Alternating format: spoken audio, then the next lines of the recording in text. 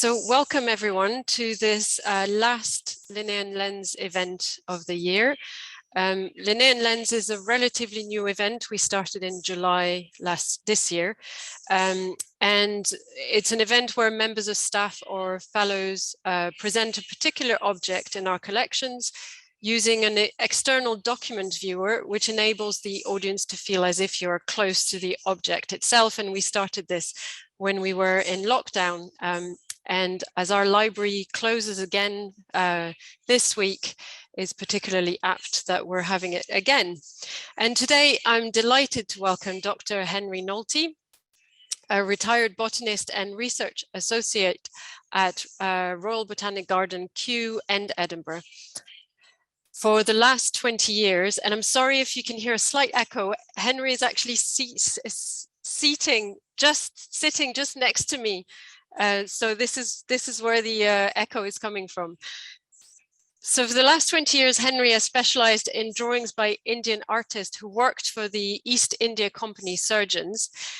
And Henry started investigating some of our holdings related to John Shortt, which he's going to talk about today, when we asked him to contribute to our book of treasure, which is here, and I'll talk about it a little bit more at the end. That was published in 2020, and Henry contributed a piece on the book of birds on Mica that was donated by John Shortt to the Linnean Society. And that's what he's going to talk about now. So before I hand over, just some housekeeping. If you have any questions, please don't hesitate to ask questions, but please use the Q&A box rather than chat box, because it makes it easier for me to monitor to distinguish questions from comments. And I'll be putting links to various catalogue records as Henry talks in the chat. And I think that's it. So over to you, Henry.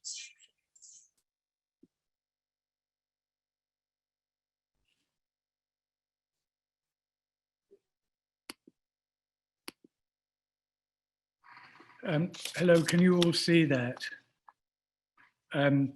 The original intention of this show and tell session was to handle an object and to talk to camera about it. But I'm afraid that in this case, the paintings in the volume are too fragile to be able to leaf through.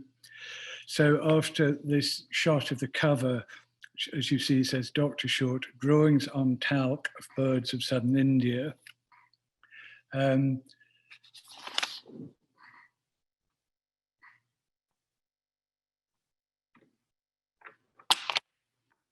I will turn it to the first image, and I'll have to leave it at that.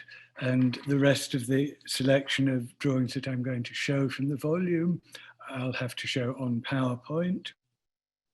In fact, this rather clunky way of doing it has advantages, as the stories I want to tell lie beyond what is suggested by the title. Much of this is because many of the drawings were actually taken from the illustrations in a book published in India in the 1840s. The title itself isn't entirely true, as it turns out that some of the birds depicted are not South Indian, and one of them may even be imaginary. I'll start with the question of what talc is. It's used in a different sense today, but technically it's white mica or muscovite, a hydrated phyllosilicate of aluminium and potassium. In Elizabethan times, it was known as Muscovy glass and was obtained from Russia as a cheaper substitute for window glass. In southern India, it's found in several places in Andhra Pradesh in sheets of an astonishing size of up to 5 by 3 meters. Traditionally in India, it was used for decorative painted lanterns, things that weren't expected to have a long life. But in the 19th century, British East India Company employees liked it, doubtless for its novelty as a support medium for paintings, especially for series of artisans and engaged in different trades and occupations, but also for depicting festivals and natural history subjects. Examples were exhibited in London at the Great Exhibition of 1851. These paintings were made in northern India at Murshidabad, Patna and Benares, and in the south, in Tamil Nadu, especially Trichinopoli, now Tiruchirappalli, usually abbreviated as Trichy. The painting is usually rather crude, and mica as a support medium is highly problematic. Thick gouache doesn't stick well to its shiny surface, and if the mica is flexed, then the paint pings off in flakes. It's also rather hard to see the point, since as in this case, the paintings were usually mounted in albums. The opaque paper background rather defeats the point of the transparency. So we'll now move on to the PowerPoint. Yeah. So this is the first image. And what it shows is the Besra, which I'll come back to. But other than Dr. Shortt, who presented the volume to the Society, and to whom I'll return, the key figure behind this collection is the Scottish East India Company surgeon Thomas Jerdon, shown here, another fellow of the Linnean Society, who from the 1840s to the 1870s wrote extensively on Indian zoology, especially birds and mammals, but also fish, reptiles, and ants. He was one of those company employees who recognized the outstanding skill of Indian artists, and in Trichy trained a team to paint birds for him. Between 1843 and 1847, he published a selection of 50 of these exquisite hand-colored lithographs in his Illustrations of Indian Ornithology, and 20 of the 24 paintings in this album are based on this source, with only slight modification, though the mica versions are probably not by the original artists, as they're rather cruder in technique. Jerdon also established a network of British company employees, whom, as we'll see, supplied him with bird specimens and paintings from other parts of India.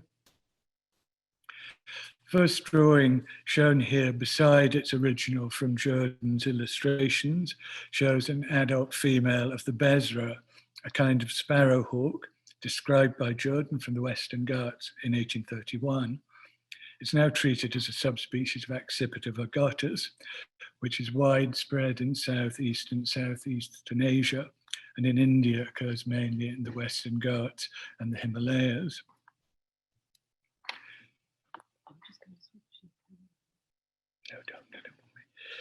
The second one I want to show you is called the heart-spotted woodpecker, which was also described by Jerdon from the Western Ghats as Picus caudatus, the epithet referring to the heart-shaped markings on the wings, but like the Besra, now regarded as part of a widespread Southeast Asian species. Jerdon's plate on the left shows both male and female bird, though he actually got the sexes the wrong way around. But for the mica version, the artist split the plate into two, and this one on the right is the black-headed male. The captions on the album pages were clearly written by a non-ornithological clerk. This one has the charming annotation, "The heart-stopped woodpecker." One can only speculate, had it been unfortunate in love, or perhaps it needed a pacemaker. His mate's name is also garbled and labelled the equally charming, the male woodpecker. The Malabar white-headed starling is endemic to the Western Ghats. It was also described by Jerdon in his illustrations in 1845 from the forests of Malabar, and named Store Blythii after Edward Blythe, the talented and indefatigable curator of the Museum of the Asiatic Society of Calcutta. Blythe was an interesting character and a major figure in Indian ornithology. He curated the Asiatic Society's museum from 1841 to 1862 and was a highly valued correspondent of Darwin. As early as the 1830s, Blythe believed in the importance of natural selection, but not as favouring the production of new varieties or species, rather that it acted to limit variability, weeding out variants in order to maintain pure species as originally created. The elegant slender-billed scimitar babbler is one of those in the book, in the album, that is not South Indian, but comes from the Himalayas and Northeast India, extending into Vietnam. It was first described by Blythe in 1842, and in the illustrations, Jerdon said that it came from Darjeeling. At this point, Jerdon hadn't been to the Himalayas, so the specimen must have been sent to him by Blythe. The red-backed flameback woodpecker, these have all got tongue-twisting names. The red-backed flameback woodpecker is endemic to southern Sri Lanka, though it can hybridize with the commoner black-rumped flameback that occurs in the north of the island. The species doesn't occur in South India, and it was sent to Jerdon by another prominent Indian ornithologist, Lord Arthur Hay, brother of the Marquis of Tweedale. This, fortunately, is the only painting in this little collection to show the fragility and the perils of the media. You can see the white spot above the eye on the right is where a chunk of the paint has become detached and lost. The nilguri flower pecker is a member of a Southeast Asian species complex and endemic to the Western Ghats. It was described in 1840 by Jerdon from the Nilgiri Hills, where it occurred in great abundance. It has a feathery tongue, which allows it to feed on nectar and small insects. It's shown here on the ericaceous shrub Vaccinium leschnoltii, which was drawn for Jerdon by Captain Samuel Best of the Madras Engineers. This drawing of the Asian paradise flycatcher is one of the 4 in the album not to be based on a drawing made for Jerdon, but as a spectacular species, it was popular with non-specialist patrons and is found in other less fine collections of bird paintings on mica. The species exists in 2 morphs. The more spectacular one has white upper parts, but in this form they're rufous. The annotator didn't know about polymorphism and took this to be the female of the species and the white the male, but the female doesn't have the 2 spectacular tail streamers. I'll end this selection of 8 of these drawings from the album with the most enigmatic one, also not copied from Jerdon, and certainly not produced under the eye of an ornithologist. It's labelled the small blue kingfisher, and so it's shown against a watery background. But I'm reliably told that the only South Indian bird with anything approaching this coloration is this velvet-fronted nuthatch. However, I'm tempted to think that it's an invention on the part of the artist and prefer to call it the small blue nutfisher. I suppose it could equally well be the small blue kinghatch. It's now time to say something about the man who presented the volume to the Society, Dr. John Shortt. He was of mixed race, or Anglo-Indian, born in 1822 in Vellore, the son of a retired conductor of the Ordnance Department and an Indian woman called in the registers simply Rose. From its foundation in 1835, Indians and Anglo-Indians could train at the Madras Medical College, but only occupy subordinate positions in the company's medical service as dressers and apothecaries, which is how Shortt began. But luck came his way when he saved the life of a British Army officer whose family rewarded him with £400, that's something like £40,000 today, to travel to Britain in 1853. He had with him a reference, if a very patronising one, from Hugh Cleghorn to John Hutton Balfour, the Regis Keeper of the Botanic Garden in Edinburgh. But the MD he obtained in Scotland was actually from King's College, Aberdeen, though he did study in Edinburgh at the pioneering veterinary college. On his return to Madras, his degree allowed him to enrol in the company medical service in 1854 as an assistant surgeon. Shortt's outstanding abilities meant that he rose up the hierarchy as a vaccinator and as a surgeon for the Chingleput district, and ended up as Deputy Surgeon General, the second most senior position in the Madras medical hierarchy. In 1859, he returned to London, bringing with him 1,000 coconuts, which is when he presented the volume to the Society. It was probably a calling card, as the following year, on the 15th of March 1860, he was elected a Fellow. This is his election certificate, showing his very distinguished band of proposers. 3 of them were curators of the British Museum, 2 of them botanists, and 4 zoologists. The trip had a more surprising outcome, and which has only just come to light. In this beautiful Hawksmoor Church of St George's, Bloomsbury, he married 16-year-old Ellen Blythe. Her father was a surgeon on the convict hulks at Woolwich, but given her age and the fact that she and Shortt lived in the same lodgings in Bedford Place, he was probably a servant, and that the marriage was of the shotgun variety. But the question of whether there could be a connection with Edward Blythe needs some further genealogical investigation. Ellen returned with Shortt to Madras, but died 5 years later, aged only 21. And whatever the beginnings of the marriage might have been, her husband was clearly devoted, judging by this extremely unusual effigy that he had carved for her in the Island Cemetery in Madras. Their only daughter didn't live even as long as her poor mother, and died at the age of only 16. Shortt's interests were extremely wide-ranging, as shown by a very extensive bibliography of papers and books published not only in India but in Britain, which was very unusual for an Indian author of the period. This research is ongoing, but so far I've found more than 40 papers and 9 books. The biggest number are medical. A topical one of 1871 was entitled The Protective Power of Vaccination.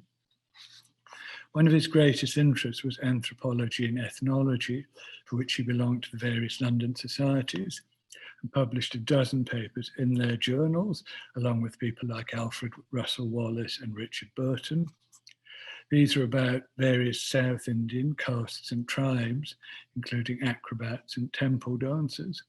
He also wrote on veterinary subjects, including a major book on Indian cattle and sheep.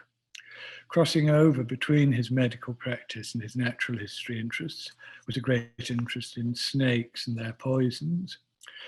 This cobra is from an illustrated report on the poisonous snakes in Madras, compiled for the government to be circulated to local administrators. And he was commemorated by Richard Beddoe in a new species of snake, Short's shield tail. It's endemic to the Caverhill Hills, where it can still be found at Yercode, the hill station where Shortt died in 1889. On a letter to the Linnean Society, I was pleased to find Shortt's rather revealing and doubtless self-designed crest. Appropriately, it's of a cobra, and the motto suggests a man of action, Thackeray out Thackeray, shut up or do it. Right, now I'm going to go back to the live screen, if I can manage. Just stop sharing.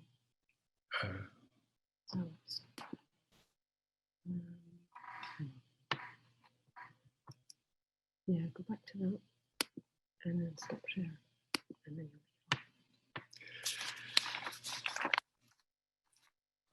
Shortt also had serious interests in zoology and botany, and in the year he became a Fellow of the Linnean Society, he also became a Fellow of the Zoological Society of London. Botanically, he wrote on economic subjects, on cotton, indigo, coffee and forestry, but in 1868 also on a morphological topic.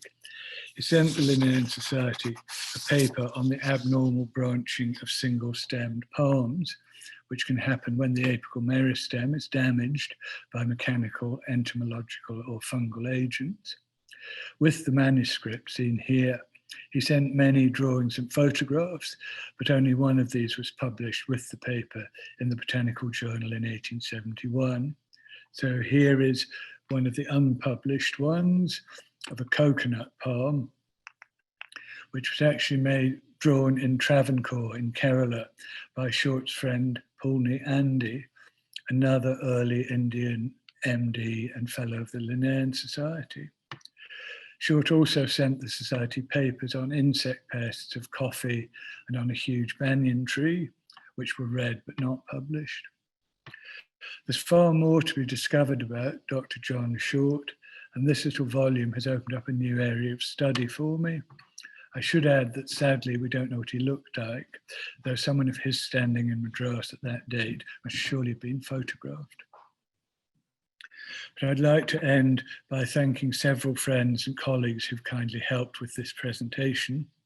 Ashish Pitti from Hyderabad provided the images from his own copies of Jerdon's illustrations, about which he has published a detailed, fascinating bibliographic account. Much of the biographical information on Shortt is from the work of Ramanathan Narayanan in Australia, and from Bangalore, Shamal generously supplies me with information on the literature of historical matters of natural history in India, gleaned from the internet, in this case including ornithology. And finally to Anne Sylph of the Zoological Society, who provided information about Shortt's zoological work and the beautiful image of the cobra. And thank you also to Isabel and Padma, luckily for her, sitting in the Himalayas, if slightly shivering. So that's it. Thanks very much. Bye. Thank you, Henry. So I might ask you to switch the camera so that we can see you. How do I do that? So go back to the video at the bottom. Oh, yeah. Yes.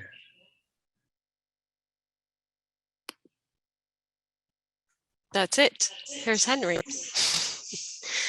Okay, if you have any questions, you can either write them in the Q&A, and I see there's a couple there already, or you can raise your hand and Padma can unmute you for you to ask your question directly.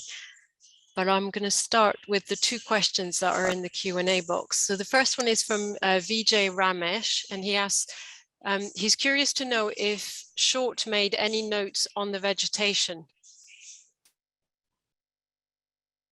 I'm afraid not. There are actually very few botanical papers. There's only the one on the branched palms and the two unpublished ones on the banyan and the pests of coffee. So, but what he did do, one of the books he edited, Morgan's book on the forestry of the Madras presidency. This was a book written, I think Cleghorn inspired him to write it, but it must have been unfinished. And for some reason, Shortt ended up as editor of that book. So that's his most extensive work as an editor on any botanical subject. Thank you. So Florike Egmond asked, she'd love to know whether the birds depicted are sitting on recognizable trees. Are they in context in that sense? Well, the only one that was the one I showed, which was that nilguri flower pecker, which was on an ericaceous shrub of Axinium, and that is quite nectar rich. So I think that was a very specific reference. And clearly Jerdon asked his friend, a topographical artist in the military, to make that background for him. I'd have to look at my notes to see if there were any other ones, but offhand I can't remember. And I think I specifically chose that one because it was so unusual. But the fact that there's even one is quite significant because, of course, the usual traditional practice in 18th century drawings, you know, George Edwards and people, they were just sitting on a kind of stumpy branch, as most of these are. Thank you. There's a couple more. What curatorial conditions are needed in order to keep these paintings on mica as perfect as possible? That's a very good question. The absolutely crucial thing is to keep them flat. It's when the mica flexes that the problem happens. And one reason why this little volume is in such wonderful condition is I suspect hardly anyone has ever looked at it. Because if you turn the pages, they do bend, which is why I didn't want to do that. But other than that, it's just the normal, that they are basically watercolors, well, opaque watercolor on mica, so obviously out of light, and flat, and preferably with some kind of covering, an inert, mylar film over the top, I would suggest, so that the surface doesn't get abraded if you're storing them, say, in a box, or better still in a thick window mount, so nothing touches the surface. Yes, I think we probably have some conservation to do on them to kind of rehouse it properly. There's another question about the conservation aspects, actually. How light resistant are the colors? Because they still look very brilliant. Yeah, well, I think I just answered that. They are watercolors, so they are very, very susceptible to light damage. And the reason these are so good is that they're in a volume. I couldn't show that, I couldn't flick through, but each little sheet of mica, which is about 4 by 3 inches, is set. There are corners cut out of the paper backing sheet, and it's slotted in, a bit like those old-fashioned postcard albums. But it's probably hardly been ever looked at since 1859, so had no exposure to light. So yeah, they are sensitive to light. I think, yes, I don't think we've ever had many readers looking at it, and possibly it's been handled more since we published the book as a result. But now we've had it all photographed, so we don't need to handle it so much anymore. There's a couple more questions. Was Dr. Shortt aware of Audubon's books, pictures of birds, and did he get inspiration for them to make his own paintings? I rather doubt that.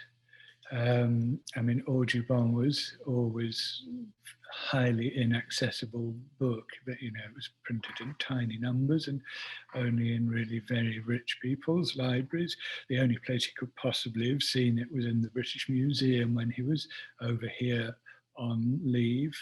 And I went to see where Bedford Place was the other day. It's actually very, very close to the British Museum, and also to the Pharmaceutical Society, of which he was also a fellow. And two of his proposers for the Linnean Society, James Edward Gray and his brother, were both ornithologists at the British Museum, so they could have showed it to him. But I mean, it's clear that the direct inspiration for this was Jerdon's Indian birds. He wouldn't have had to gain inspiration from anything quite as exotic as Audubon. There's just a comment by Ray Heaton saying there are naturally branching palms, example the Doom palm in East Africa. Yeah. No, there's one famously branched palm, Hyphene, which does occur in India, both in Gujarat in the northwest and on the east coast. But the point is, he was talking about normally single-stemmed palms that abnormally could be caused to branch. That's it for the questions, but I've got one. I was wondering if you could, I was really intrigued by the story of his wife and his daughter. And I was wondering if you had any more information or how you're planning to continue the research. No, well, I would love to know more about it. I mean, particularly whether the coincidence of the name Blythe is merely a coincidence, or whether he could have actually had an introduction to the London Blythes from Blythe in Calcutta. I mean, I found the registration of the marriage where it just, says that she was a minor, which immediately made me, rather astonished. Although I suppose people at 16 often did get married in Victorian times. But no, I doubt if much is outable about their family in Madras. And that's quite a gravestone, isn't it? Is that usual in? No, I mean, that I absolutely was astonished when I literally tripped over that effigy in the island cemetery in Madras. I was actually going to look at the extraordinary mausoleum to Dr. James Anderson, another very important early Madras botanist, and saw that black thing. It's a stone called charnockite. And I thought, good grief, what's that? It looks like the 1960s. What's it doing in this ancient cemetery? Then when I looked at the inscription, nearly fainted when I found it was actually the wife of John Shortt, who, of course, I have known about for years because of the connection with Hugh Cleghorn. But it is a very, very, very unusual thing. And to me, it's a sort of almost a new genre. We know about company school artists doing paintings under Western inspiration, but to actually be producing sculpture is utterly remarkable, because I'm absolutely sure it would have been carved by one of the granite carvers of somewhere like Mahabalipuram. That's fascinating. You're on to another avenue of research here. Yeah. There's a couple more questions just asking how many paintings are there in the book, and I can't remember. I don't know if you can. Yeah, 24. Okay, and what is the size? About 6 inches by 4 inches. It's moved. I can't show you. Where's it gone? We can go back to show, and I'll put my hand next to it. Hang on.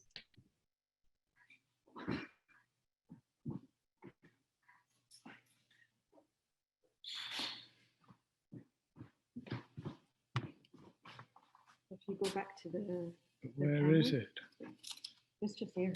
Oh, well, I can just wave it in front of. It's about the same size as my face, which is sort of normal. I mean, I don't have a big or small head. Thank you, Henry. That's it for the questions. I might leave it a minute to see if anyone else has any more questions. Don't hesitate to raise your hand if you want to ask a live question. But in the meantime, I will do some promotion for what I highlighted earlier on. So this is a treasures book from some of our objects in the Linnean Society. It was published last year, and Henry has written a little chapter on Shortt, which I'll try and find. Here we go. I think that's an image you haven't actually shown. Yeah. Oh, Henry, you seem to have gone.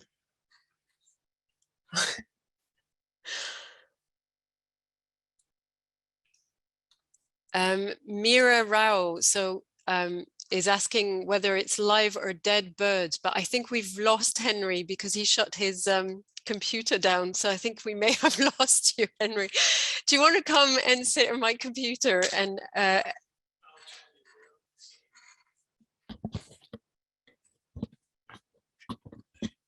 yeah.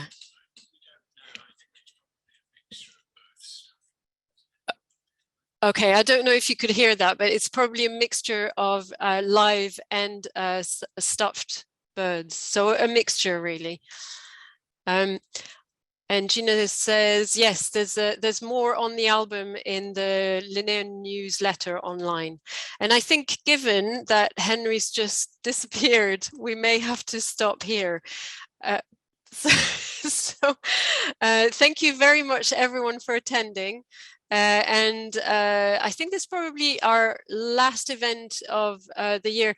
Where can we find a recording of the lecture? The lecture will be on our YouTube channel in a few days as soon as Padma puts it on there. And you'll find there a lot of our other events. So thank you very much for everyone who attended. Have a lovely Christmas, and we'll see you in the new year. Bye-bye, everyone.